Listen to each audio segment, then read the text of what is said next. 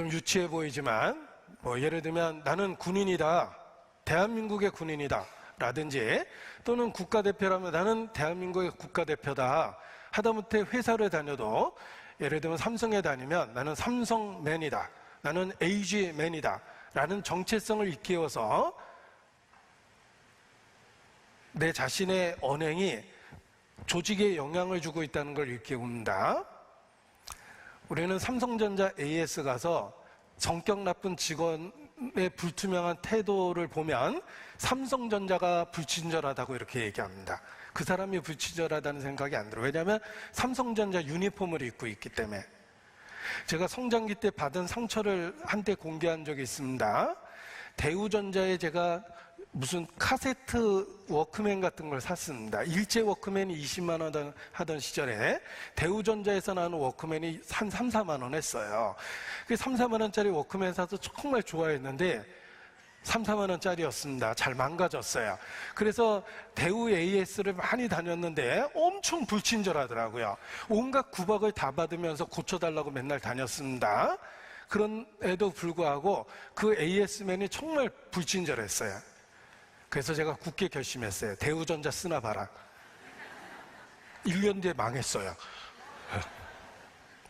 저 때문에 망하진 않았겠지만 아무튼 타이밍이 그러했어요. 대우전자 망했잖아요. 부도나고.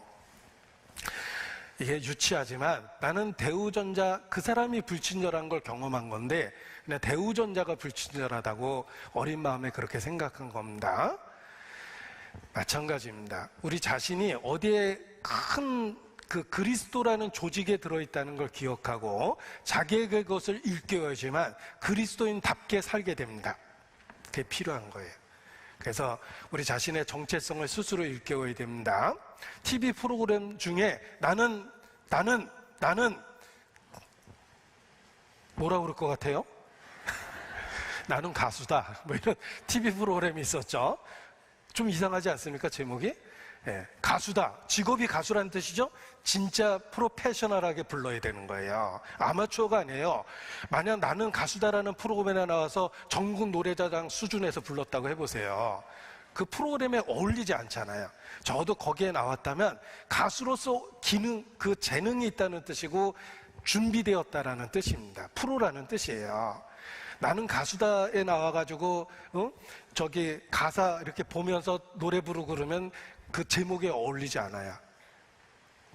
직업이 가수인데 자기가 부르는 노래의 가사 정도는 외워야 되죠. 기대치가 높잖아요. 전국 노래자랑에서 듣는 거하고 나는 가수다라고 하는 프로그램에서 듣는 노래하고는 수준이 다른 게 마땅합니다. 자, 우리 자신이 하나님 앞에 어떤 정체성에 갖고 있는지를 일깨워야지만 그리스도인답게 살 수 있다는 거예요. 나는 택하신 족속이요 왕같은 제사장이요 거룩한 나라요 하나님의 소유된 백성입니다. 나는 그리스도의 핏부리심을 통해서 하나님의 자녀가 되었어요. 전에는 백성이 아니었는데 이제는 하나님의 백성이 되었고, 전에는 자식이 아니었는데 이제는 하나님을 감히 아버지라 부르는 왕가의 자손이 된 거예요. 로얄 패밀리예요. 자신의 정체성을 스스로에게 가르쳐줘야 돼요. 일깨워야 돼요. 그리고 거기에 맞게 살아야 되는 겁니다. 우리는 그리스도인이기 때문에 그렇습니다. 시편 42편 5절입니다.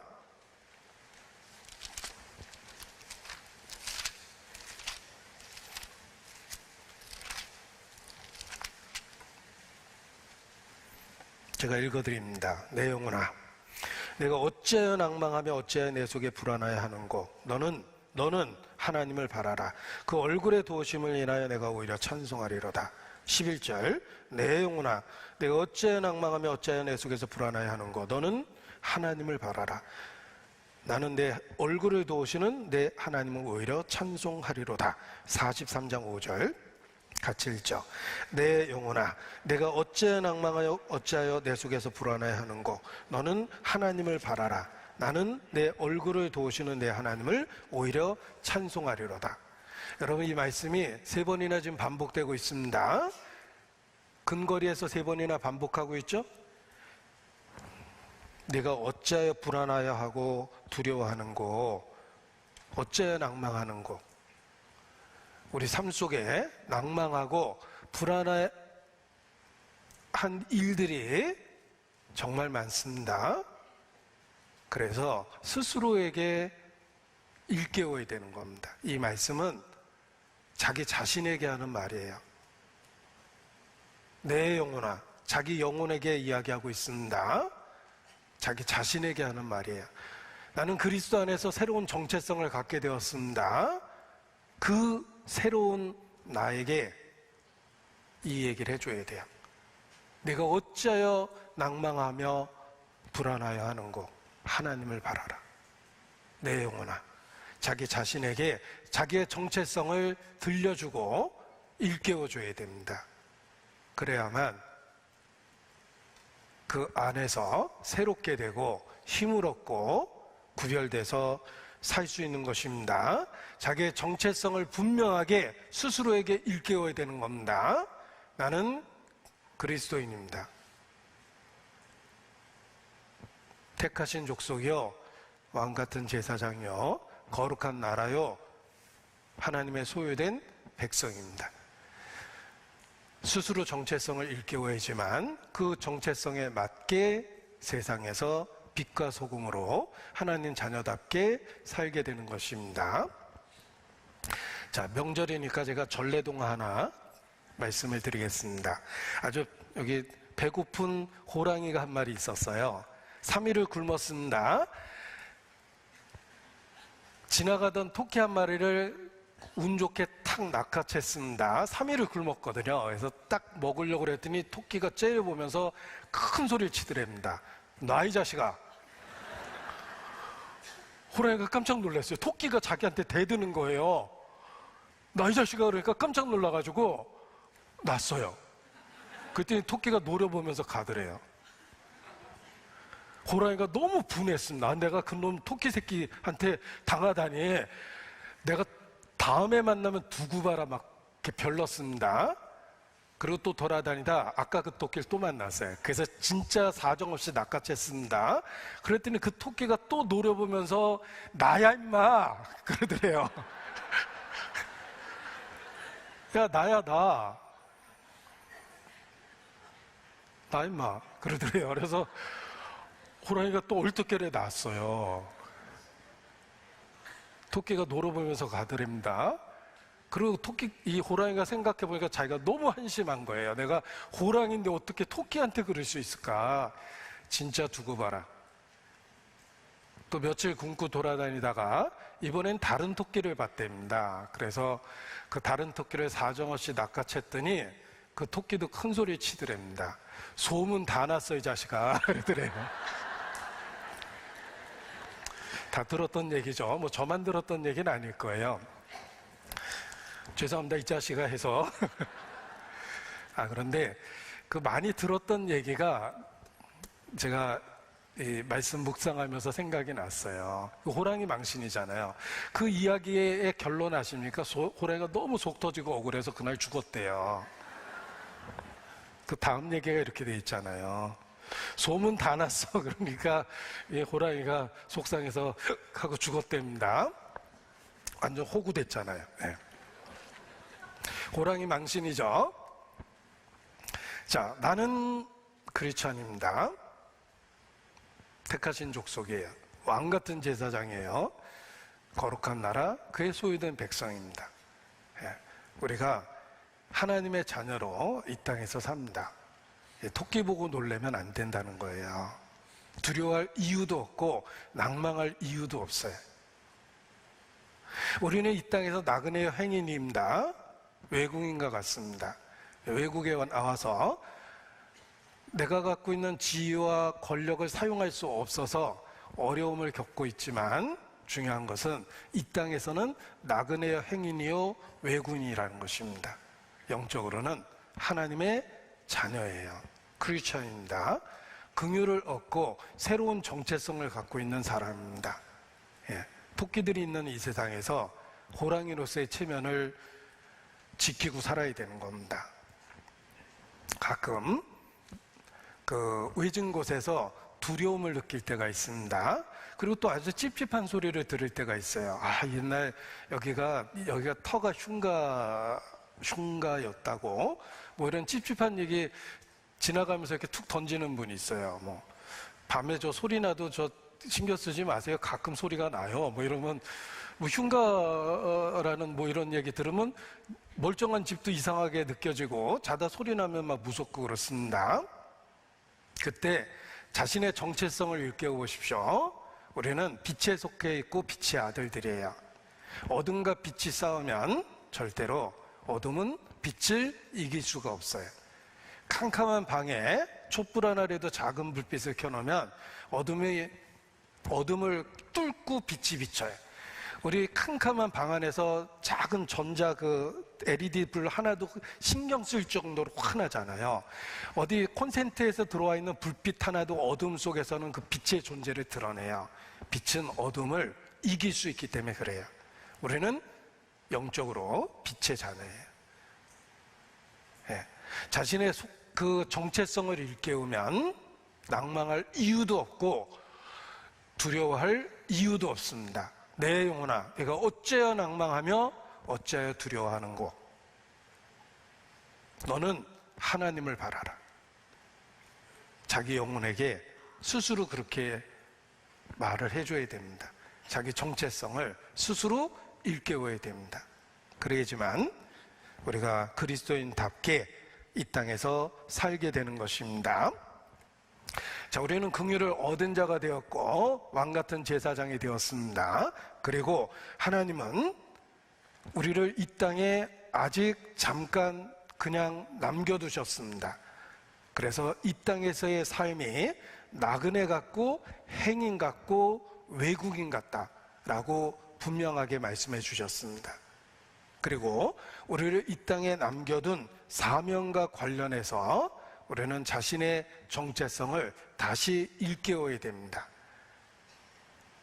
내비게이터라는 선교단체의 표어는, 모토는 그를 알고 그를 전하자예요. 예수님을 알고, 이것이 첫 번째 우리가 사람으로 태어나서 가져야 될 첫 번째 정체성입니다. 하나님하고의 관계를 회복하는 거예요. 그리고 그 이후에는 우리가 만난 그 그리스도를 전해야 됩니다. 이와 같이 우리는 그리스도 안에서 사명과 관련하여 새로운 정체성을 갖게 되었습니다. 그 정체성은 사람들이 그리스도를 만날 수 있도록 도구가 되고 매개체가 되는 거예요. 우리가 이 땅에 존재하는 것은 또 다른 사람들이 내가 만난 그리스도를 만날 수 있도록 도구가 되고 수단이 되고 방편이 되고 매개가 돼주는 거예요. 그것이 사명과 관련해서 우리가 이 땅에 존재하는 새로운 정체성입니다. 세례 요한이 그러했습니다. 너는 누구냐? 라는 질문을 받았을 때 세례 요한은 성경을 통해 자신의 정체성을 밝힙니다. 나는 이사야 선지자가 기록한 것과 같다. 하나님의 말씀을 통해서 자신의 정체성을 밝힌 것입니다. 이사야 선지자가 기록한 것과 같은 광야에서 외치는 자의 소리다. 이것이 세례 요한이 갖고 있었던 사명과 관련한 정체성입니다. 마찬가지입니다. 우리도 구원받은 이후 나그네와 행인으로 이 땅에 존재하는 새로운 정체성이 있습니다. 우리는 다 주의 길을 예비하는 광야의 소리입니다. 그것이 우리가 이 땅에 존재하는 목적입니다. 요한복음 1장 보십시오. 본문 19절에 내가 누구냐라는 질문을 받고 23절 세례 요한은 대답합니다. 같이 읽죠. 23절 같이 읽습니다. 가로되 나는 선지자 이사야의 말과 같이 주의 길을 곧게 하라고 광야에서 외치는 자의 소리로라 하니. 세례 요한은 자신의 정체성을 분명히 알고 있었습니다. 성경 말씀을 통해서 자신이 존재하는 목적을 분명히 알고 있었습니다. 나는 광야에서 외치는 자의 소리다. 주의 길을 예비하라고 외치는 자의 소리다. 모든 그리스도인의 정체성도 마찬가지입니다. 우리가 왜 굳이 이 땅에서 나머지 삶을 살아내고 있습니까? 우리는 광야에 외치는 자의 소리로 존재하는 것입니다. 광야입니다. 광야는 외롭고 쓸쓸하고 우리에게 고통을 주는 곳입니다. 그럼에도 불구하고 광야의 소리가 되어야 됩니다. 광야는 때로 들어줄 사람이 없는 인적이 드문 곳입니다. 우리가 전하는 메시지를 사람들은 광야의 소리처럼 여깁니다. 분명하게 외침에도 불구하고 찾는 이가 없죠. 그럼에도 불구하고 우리는 우리의 정체성을 지키고 살아야 됩니다. 우리는 사명과 관련해서 광야에서 외치는 소리입니다. 주의 길을 예비하는 것입니다. 창조과학관, 미국 켄터키주에 있는 창조과학관에 여러 전시물이 있는데 그 여러 전시물을 만든 근본적인 목적이 어딘가 벽에 조그맣게 써 있었습니다. 그냥 많은 문구 중에 하나였는데 너무 마음에 와닿았습니다. 제가 정확한 표현은 기억하지 못하지만 Prepare for Salvation, 구원을 준비하기 위해서라는 그 표현을 썼습니다.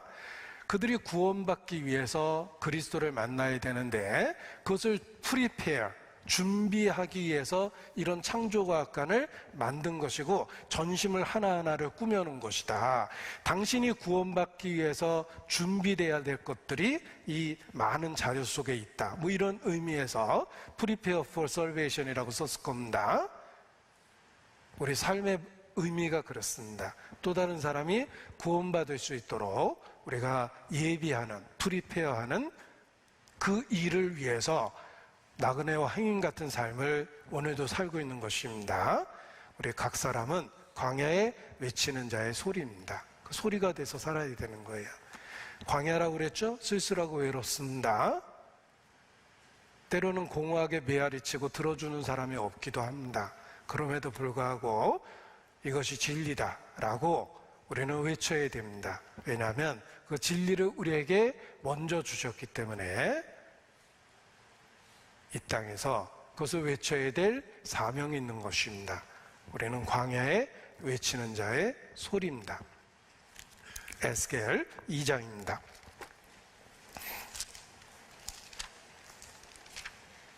에스겔 2장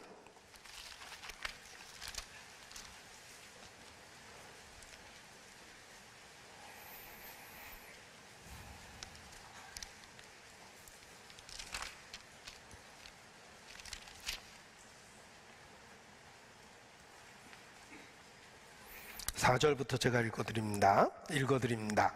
이 자손은 얼굴이 뻔뻔하고 마음이 강팍한 자니라. 내가 너를 그들에게 보내노니 너는 그들에게 이르기를 주 여호와의 말씀이 이러하시다 하라. 그들은 패역한 족속이라. 듣든지 아니 듣든지 그들 가운데 선지자 있은 줄은 알지니라. 듣든지 아니 듣든지 여호와의 말씀은 이러하다라고 외쳐라. 하나님은 알고 계셨습니다. 듣는 그들이 뻔뻔하고 얼굴이 뻔뻔하고 마음이 강팍하고 패역하다고 그랬죠. 그럼에도 불구하고 듣든지 아니 듣든지 외쳐라. 들으면 외쳐라가 아니에요. 듣든지 아니 듣든지 외쳐라. 하나님, 이 대상을 보십시오. 그들은 들으려는 마음이 없습니다. 그들은 패역합니다. 얼굴이 뻔뻔하고 마음이 강팍합니다. 그럼에도 불구하고 외쳐라 라고 말씀하십니다. 광야예요. 광야 같은 그곳에서 소리가 되라고 말씀하신 겁니다. 7절 같이 읽겠습니다. 그들은 심히 패역한 자라. 듣든지 아니 듣든지 너는 내 말로 고할지어다. 듣든지 아니 듣든지 하나님의 말씀은 이렇다라고 외치라고 말씀하십니다. 우리는 있는 그곳에서 광야의 소리가 되는 것이 우리에게 주신 새로운 정체성에 맞는 사명이라는 것입니다. 그리고 이러한 사명을 감수하기 위해서 너는 하나님의 자녀답게, 긍휼을 얻은 자답게 그렇게 살아야 된다, 이렇게 말씀하십니다. 내가 거룩하니 너희도 거룩하라. 내가 너희를 사랑한 것과 같이 너희도 사랑하라. 원수를 사랑하셨죠? 도저히 받아줄 수 없는 나를 사랑해 주셨습니다. 너희도 그와 같이 하라, 이렇게 말씀하십니다. 우리가 광야에 외치는 소리가 되기 위해서 사명에 있어서 정체성은 광야에서 외치는 자의 소리고, 우리를 보내신 자의 정체성을 우리도 그대로 갖고 살아야 돼요. 내가 거룩하니 너희도 거룩하라. 우리 스스로 거룩할 자원은 없습니다. 하나님하고의 관계를 갖고 거룩해질 수 있습니다. 우리가 누구를 사랑할 만한 마음은 없습니다. 우리는 아담 때부터 오염된 극히 이기적인 본성을 갖고 있기 때문에 그렇습니다. 그러나 내가 너희를 사랑한 것 같이라는 방법을 주셨어요. 주님이 나를 먼저 어떻게 사랑하셨는지를 기억하면 내가 1만 달란트 탕감받았다는 사실을 깨닫게 됩니다. 100데나리온을 빚진 자들에게 마음을 넓혀줄 수가 있습니다. 너도 그렇게 하라. 그래서 삶의 변화가 생기는 것입니다.